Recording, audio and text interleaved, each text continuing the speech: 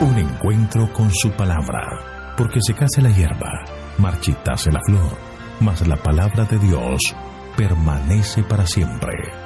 Con ustedes, el doctor José Ricardo Arias Quintero.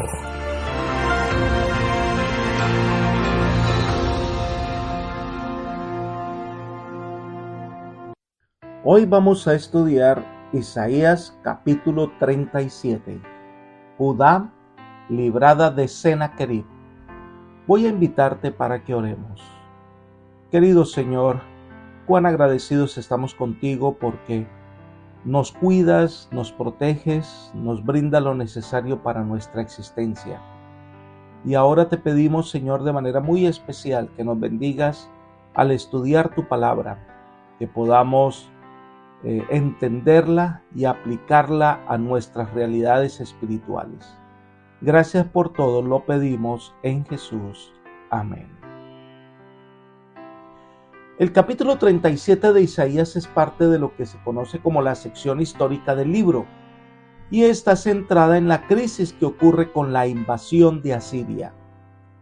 El Rabsacés, enviado por el rey Sennacherib, ha tratado de desanimar al pueblo de Israel y su ejército. Primero, les dice que la fe de Ezequías en Dios es vana, porque ningún Dios puede contra los dioses de Asiria. Después se burló de la tropa israelita diciendo que ni siquiera tenían jinetes para 2,000 caballos. Y después les ofrece someterse al rey de Asiria para disfrutar de los ricos dones que ellos le ofrecían. La noticia le llega entonces al rey Ezequías de todo lo que el Rabsacés les dijo. Hoy vamos a estudiar la reacción del rey Ezequías y los resultados de buscar el refugiarse en el Señor. La primera sección de este capítulo son los versículos 1 al 4. Ezequías consulta a Dios por medio de Isaías. Leamos el versículo 1. Aconteció pues que cuando el rey Ezequías oyó esto, rasgó sus vestidos y cubierto de ropas ásperas, vino a la casa de Jehová. Esta fue la expresión de Ezequías, su angustia ante la perspectiva de un terrible sitio contra Jerusalén. En poco tiempo, una crisis terrible sería una realidad en su territorio. Las amenazas de Asiria no eran en vano. Los asirios habían demostrado ser crueles en sus asedios. El rey se vistió con ropas de angustia y fue a buscar al Señor. Llegó al templo a buscar la dirección del Señor.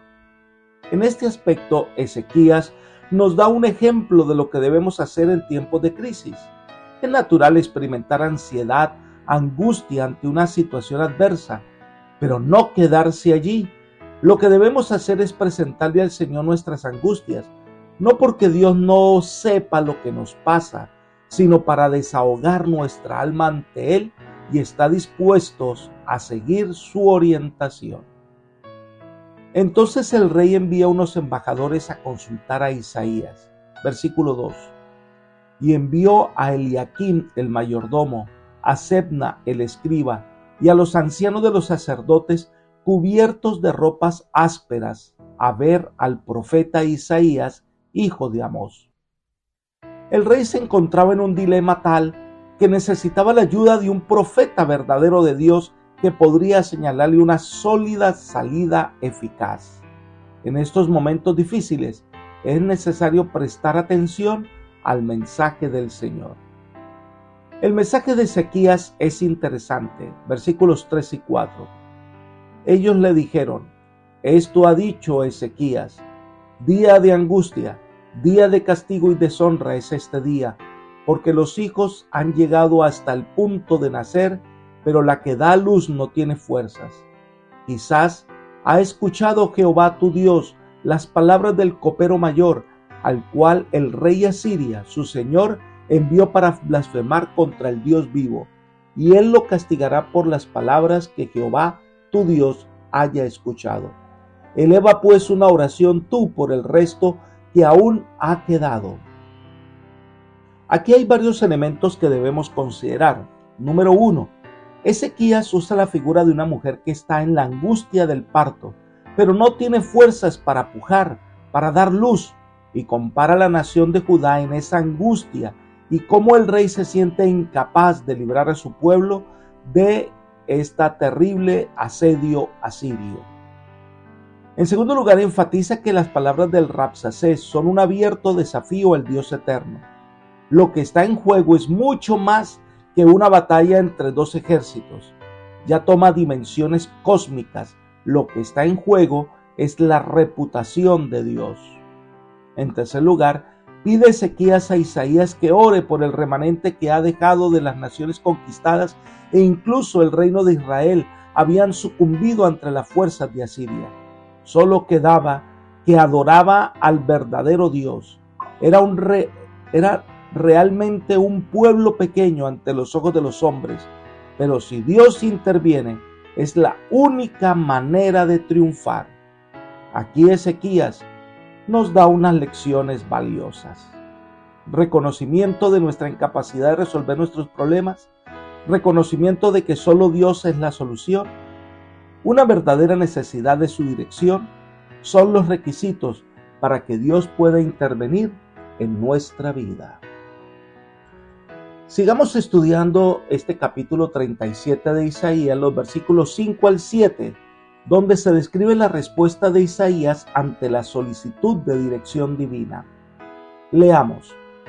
Decid a vuestro Señor que así ha dicho Jehová, no temas por las palabras que has oído, con las cuales han blasfemado contra mí los siervos del rey de Asiria. He aquí que yo pondré en él un espíritu, oirá un rumor, y se volverá a su tierra, y haré que en su tierra perezca a espada. Esta respuesta contiene unos elementos muy importantes que deberíamos estudiar. Número 1. Debemos prestar atención a lo que dice el Señor. Cuando Dios habla, no da detalles, pero espera que aprendamos a confiar en Él. En segundo lugar, le dice a Ezequías que no tema. El ser humano tiende a temer en la hora de crisis, pero el Señor en su misericordia envía mensajes de ánimo. En tercer lugar, el Señor explica que de alguna manera obrará para que el temor llene el corazón del rey asirio, que la consternación y la confusión lo hagan volver a su tierra y allí le darán muerte su propia gente. No hay muchos detalles, no se sabe qué es lo que causará confusión, no se entiende cómo es que el rey volverá temeroso a su casa. Dios no da detalles, pero espera que nosotros aprendamos a confiar en que Él ha dicho y lo que Él ha dicho lo hará.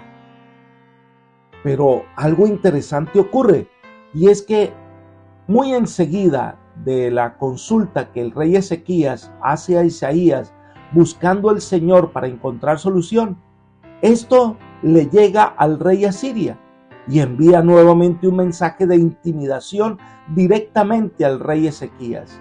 Es el tema de los versículos 8 al 13. Vamos a leer todo este pasaje.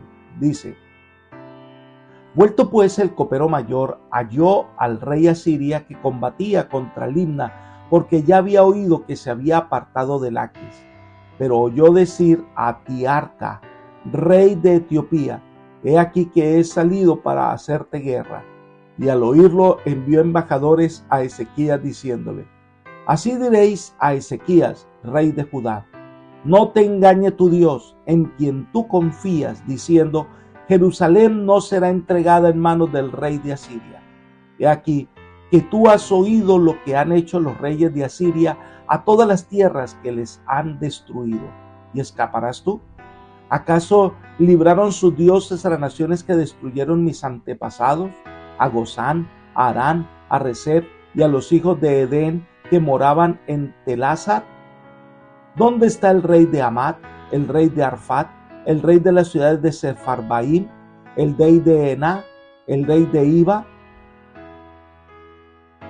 El texto no nos dice nada sobre la respuesta definitiva que diera Ezequías a Rabsacés después de haber consultado al profeta, pero se coliga con la que fuera una respuesta negativa, es decir, que el pueblo de Israel no se iba a someter a Asiria. El emisario asirio volvió a Libna, pues Sennacherib había abandonado su cuartel general de Laquis para asediar aquella ciudad. En ese momento le llegan noticias de Tiarca, que era un general etíope que llegó a ser rey de Egipto. Así que Sennacherib debía colocar su atención en el sur ante el avance de este general, pero su intención era conquistar a Jerusalén. Por eso le envía otros mensajeros, y lo que le dice básicamente a Ezequías es que hace mal en colocar su confianza en Dios. Entonces lanza una amenaza más fuerte y desesperada contra Judá. Le dice: los reyes asirios eran despiadados y crueles y se enorgullecían de su crueldad. De esta manera lograba atemorizar a todas las naciones, y entonces comienza a comparar al Dios de Israel con los dioses de las otras naciones conquistadas, las cuales no pudieron hacer nada, naciones que tenían muchos dioses. Esta lista es la más larga que aparece en la escritura de los logros de Asiria y de los dioses derrotados que no pudieron contra ellos. Si Israel se resistía confiando en su Dios, pues correría la misma suerte. Si estas naciones que tenían varios dioses no pudieron contra Siria, ¿cómo va a poder Israel con un solo Dios derrotar a la fuerza asiria? Este era un abierto desafío contra el Dios del cielo. En los versículos 14 al 20 de Isaías capítulo 37 viene la reacción de Ezequías ante el mensaje que le llegó del rey de Asiria. Leamos el versículo 14. Tomó Ezequías las cartas de manos de los embajadores y las leyó. Luego subió a la casa de Jehová y las extendió delante de Jehová. Ezequías presenta su caso ante el juez supremo para que le ayude en este litigio. Es reconocimiento de su dependencia de Dios. En los versículos 16 y 17, la oración de Ezequías tiene varios elementos. Leamos: Jehová de los ejércitos, Dios de Israel, que moras entre los querubines, solo tú eres Dios de todos los reinos de la tierra. Tú hiciste los cielos y la tierra. Inclina, Jehová, tu oído y oye. Abre, Jehová, tus ojos y mira. Escucha todas las palabras que Sennacherib ha enviado a decir para blasfemar contra el Dios viviente. Qué interesante la manera en que Ezequías eleva esta oración al Señor. Se dirige al soberano que mora entre los querubines. Esto se refiere a la Santa Shekinah, que es la gloriosa y milagrosa manifestación de la presencia personal de Dios y que aparecía encima del propiciatorio entre los dos querubines, ubicados en el lugar santísimo. En su oración reconoce que Dios es el único soberano del cielo y la tierra. No hay más Dios que solo Dios. En la carta de Sennacherib coloca a Dios como uno entre los muchos insignificantes dioses de Asia Occidental que nada habían podido hacer ante los asirios. Ezequías describe lo que dice este rey impío como blasfemia y lo presenta al único que puede darle solución. Leamos los versículos 18 al 20. Ciertamente Jehová, los reyes de Asiria han destruido todas las tierras y sus comarcas, y han entregado los dioses de ellos al fuego, porque no eran dioses, sino obra de manos de hombre, madera y piedra. Por eso los destruyeron. Ahora pues, Jehová, Dios nuestro, líbranos de sus manos, para que todos los reinos de la tierra conozcan que solo tú eres Jehová. El rey Ezequías presenta su caso diciendo: el avance de los reyes de Asiria es evidente y no era una condición extrema de lo que está describiendo el rey de Asiria, que tanto las naciones como sus dioses hubiesen sido destruidos por el poder de esta nación, porque esos dioses pues eran simplemente imágenes hechas por los hombres de piedra y de madera.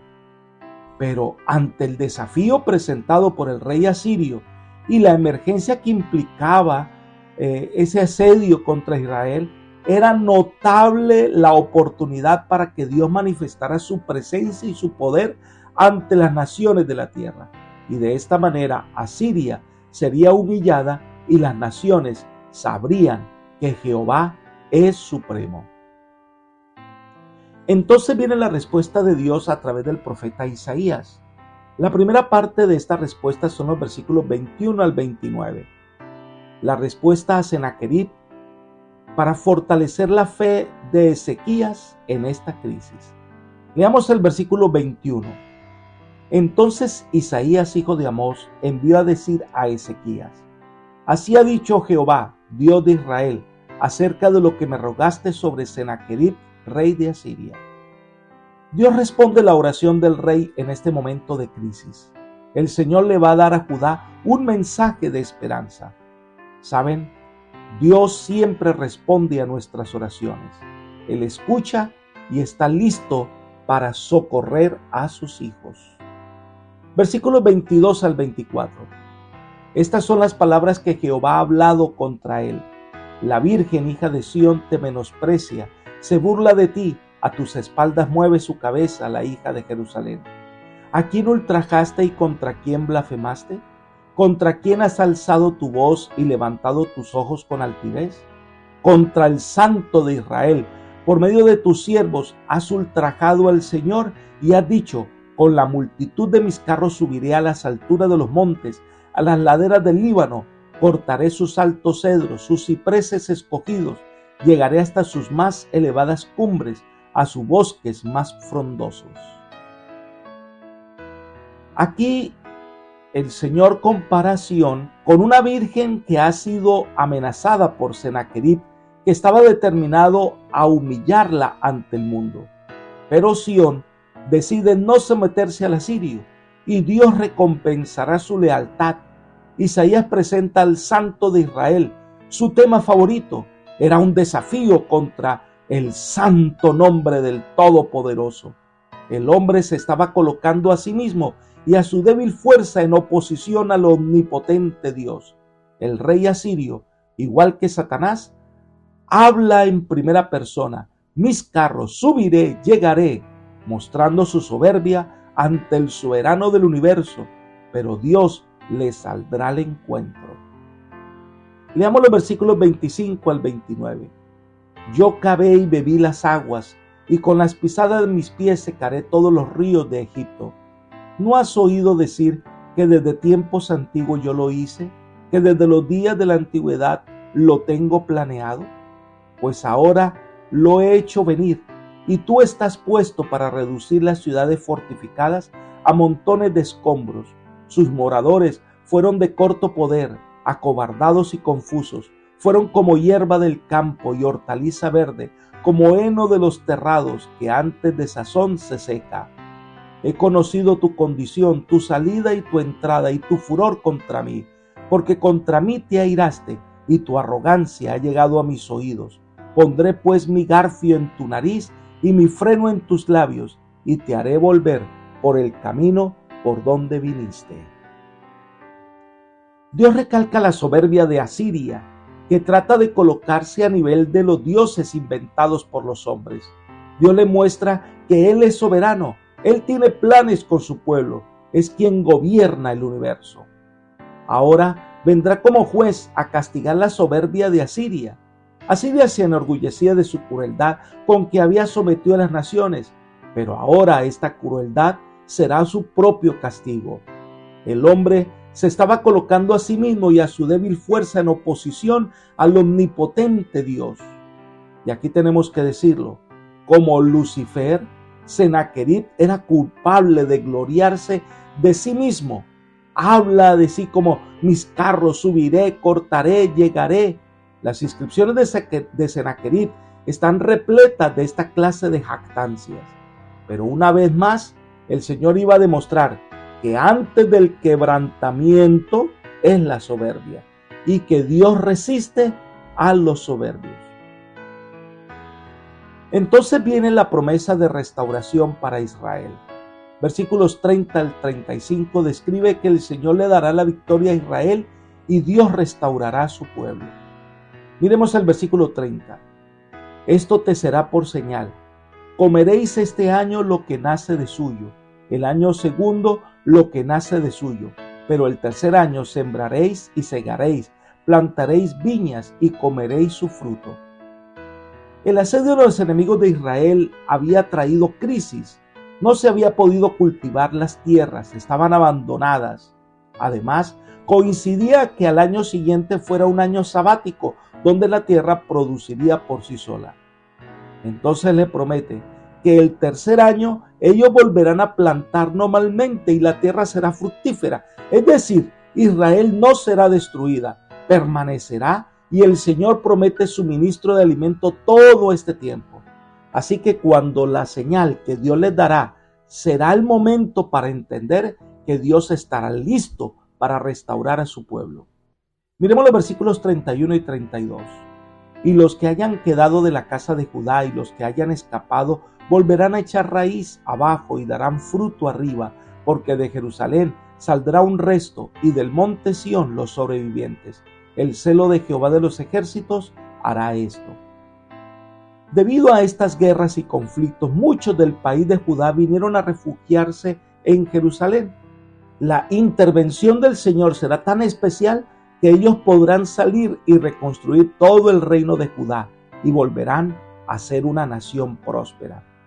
En los versículos 33 al 35, el Señor les dará una señal. Dice: por tanto, así dice Jehová acerca del rey de Asiria: no entrará en esta ciudad ni arrojará saeta en ella, no vendrá delante de ella con escudo ni levantará contra ella baluarte. Por el camino que vino volverá y no entrará en esta ciudad, dice Jehová, porque yo ampararé a esta ciudad para salvarla, por amor a mí mismo y por amor a David mi siervo. Y es que Asiria y su poderoso ejército no entrará en Jerusalén, no dispararán sus flechas contra ningún habitante o soldado. Los soldados de Sennacherib ya estaban acampados alrededor de la ciudad, pero no continuarían con las operaciones habituales de un asedio. No se levantaría ningún terraplén contra los muros que permitiera el avance de las máquinas de guerra y de los arqueros, y ningún enemigo lograría entrar en la ciudad. Parecía que Jerusalén estaba al borde de un asedio terrible, pero este sitio no se realizaría. La promesa de Dios es clara. Dios es el amparo de la ciudad. Esta es la estrategia militar más efectiva. No es el poderío del ejército, no es el poderío de su armada, ni de sus soldados, ni de sus caballos. El secreto del éxito de Israel era que Dios es quien amparará a su pueblo. Veamos entonces lo que sucedió. Versículos 36 al 38. Y salió el ángel de Jehová y mató a 185,000 en el campamento de los asirios, y cuando se levantaron por la mañana, todo eran cadáveres. Entonces Sennacherib, rey de Asiria, se fue y se estableció en Nínive. Y aconteció que mientras adoraba en el templo de Nisroch, su dios, sus hijos Adramelech y Saracer lo mataron a espada y huyeron a la tierra de Ararat. Y reinó en su lugar Esar-Hadón, su hijo. Los ángeles de Dios generalmente son enviados para salvar, más que para destruir. No se sabía a ciencia cierta qué fue lo que hicieron los ángeles en esta ocasión, pero lo cierto es que fue tan efectivo que arrasó la fuerza sitiadora. Todo el poderío de ese ejército desapareció. A la mañana siguiente se dieron cuenta que más de 185,000 soldados yacían muertos. Desconcertado, temeroso, el rey asirio regresó por donde vino y en su casa fue muerto por sus propios hijos mientras adoraba esos dioses falsos. Todo orgullo, toda crueldad, toda soberbia, todo el desafío quedó en nada. Israel triunfó sin desenfundar sus espadas, solo esperando en el Señor. Apreciados amigos y hermanos, podemos estar rodeados por las fuerzas del mal. Podemos sentirnos acosados y agobiados por el poder del enemigo, pero la realidad es que Dios interviene y al hacerlo, su obra poderosa se hace realidad. Nosotros estamos llamados a ser fieles hijos de Dios. Nuestra batalla consiste en confiar en Dios y Él hará. Te invito hoy a colocar tu vida en las manos del Todopoderoso, porque Él tiene poder de obrar y cambiar el rumbo de tu existencia. Que el Señor hoy obre en tu corazón, trayendo la verdadera paz. Es mi oración por ti. Amén.